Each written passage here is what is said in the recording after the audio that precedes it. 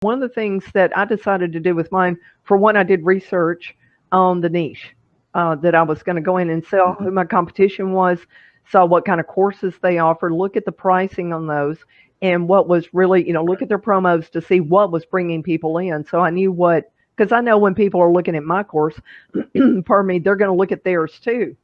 And I'm going to be sitting in Right. direct comparison to them. So during that research, one of the things that I saw was that nobody had a free course in that niche. And I was like, well, Mm. how could they not have a free course?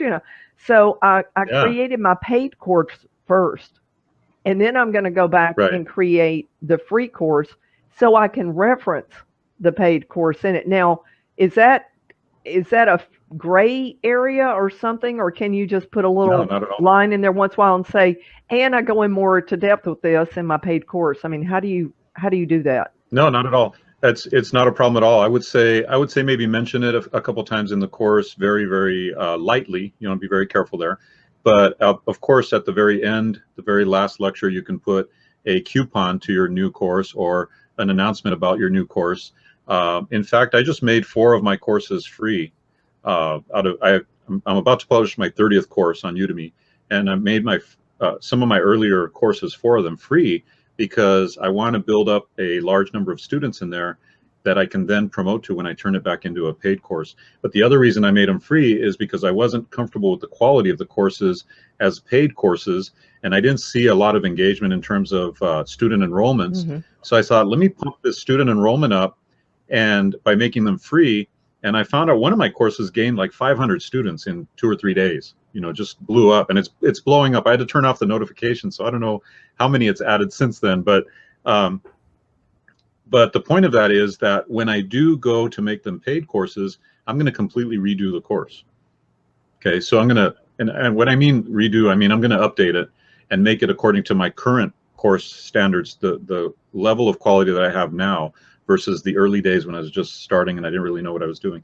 And so paid students will get quality course. It'll have a lot more students in it that I can then promote all my courses to. So it's kind of a strategy / test that I'm trying out just to do that. Now, But for your free, I absolutely think I that's can actually jump in on that. The idea Sure. of putting together a free course. Sorry about that. I realize my screen says Sell More Talk Class. My name is Bob Marks. Oh, hey, Bob. I recently put out a couple of specifically free courses just for the idea of reaching an audience that, for whatever reason, does not want to buy a course just now. But in every single one of those free courses, I'm very upfront with them right in the very beginning. Look, I'm on Udemy because I sell courses. I'm putting this course together to give you a small glimpse of what the full course is. And then I launch into, don't worry, you're not getting ready to hear a sales pitch. At the end of this, though, I will recommend that you pick up the full course, and I've included a coupon. I launched that about 45 days ago, all 4 of these free courses in different areas.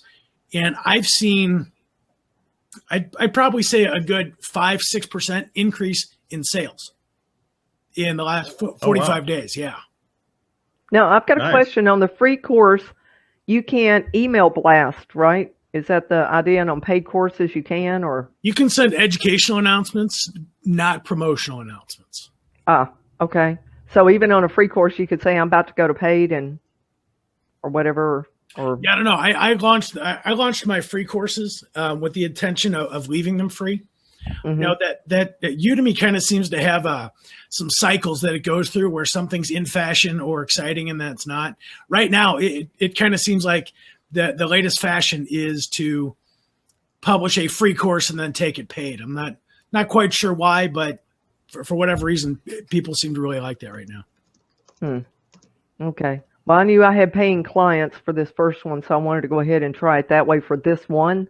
But for some of the rest of them, I'm up for experimenting at this point. So as y'all can see, it's getting dark and it's dinner time. I don't have enough lights on the room to stay on today, so I've turned some more lights on to get in. Oh, Mark's back. Did you want to? Yeah, I just wanted to answer that very quickly because there is different strategies for courses, for free courses. Now, what you can do is the free to paid model, which Bob was talking about there, which I use, is have a free, which points to my paid, make sure it's got a good value in it, it's a good introductory course. The other one is the flip.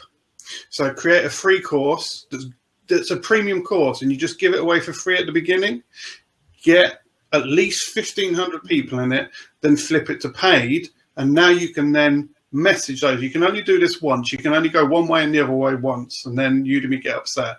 So you can create a free course, flip it to paid, and when you've done that, you can now market to the people in that course.